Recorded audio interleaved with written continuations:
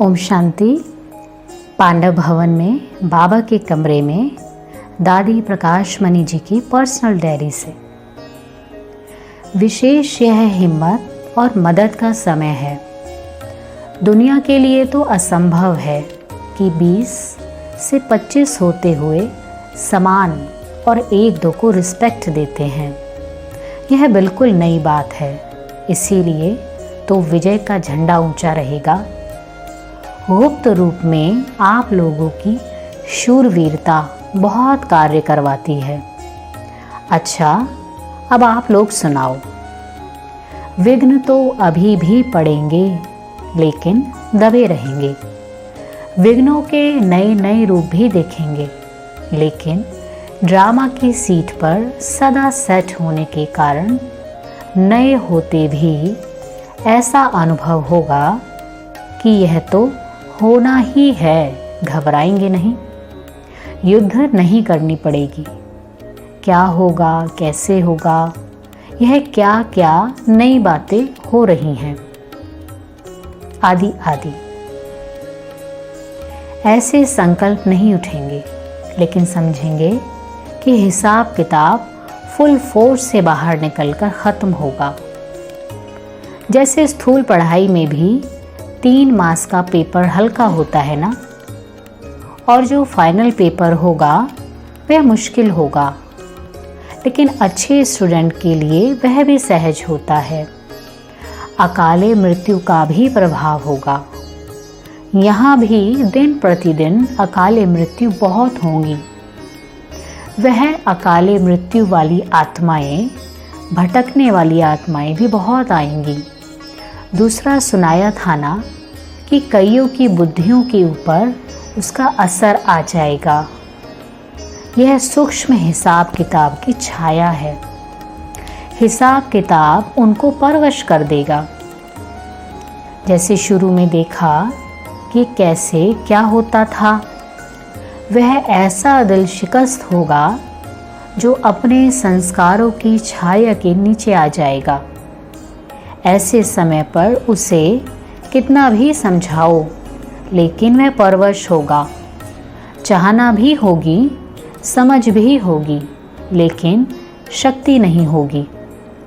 दिन प्रतिदिन नॉलेज ख़त्म होती जाएगी, बल्कि वह खुद दूसरों को नॉलेज भी देंगे कि यह ऐसा नहीं होना चाहिए।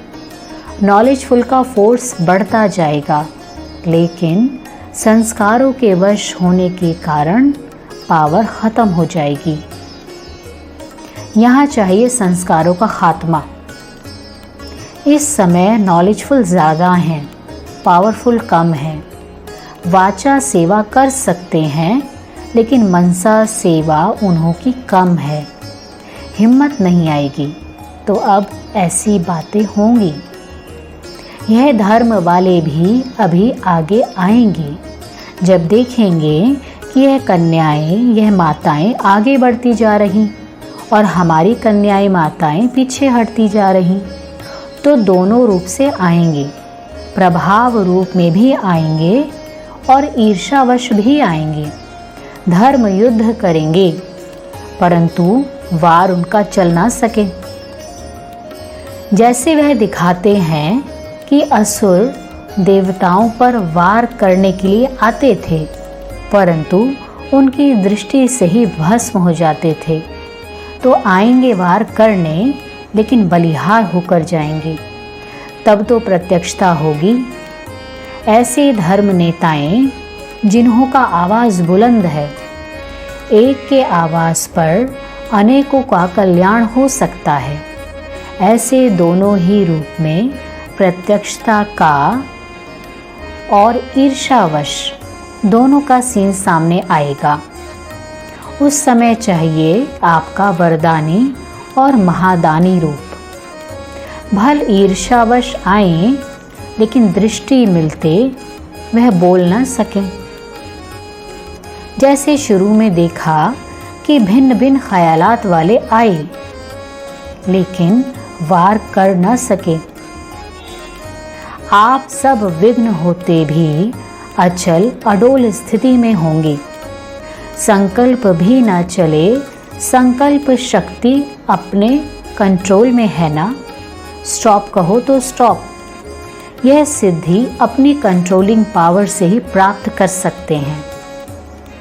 जैसे वह अपने यंत्र मंत्र से संकल्पों को कंट्रोल करने का अभ्यास करते हैं ना, तब जहाँ चाहे वहाँ जा सकते हैं। तो यह भी तपस्या करते हैं, लेकिन वह है अल्पकाल की। आपका है अविनाशी सदाकाल का। तो अभी आपका स्वसिद्धि रूप प्रत्यक्ष हो। इसके लिए दृष्टि, संकल्प, संस्कार तीनों पर कंट्रोल हो। तब जिस स्थान पर जिस रूप में प्रकट होना चाहे वहाँ प्रकट हो सकेंगे। जब यह होगा तब देवियों की अंतिम प्रत्यक्षता होगी। पहले आप देवियाँ, फिर बाप, जिसको कहते हैं शिव और शक्ति। जैसे शुरू में ब्रह्मा और श्री कृष्ण का दीदार ज़्यादा होता था, ऐसे अभी अंत में होगा शक्तियों और शिव का साक्षात्कार। तब तो शक्तियों के प्रति भक्तों में भावना बैठेगी ना। फिर है बाप दादा की प्रत्यक्षता। अच्छा, ओम शांति।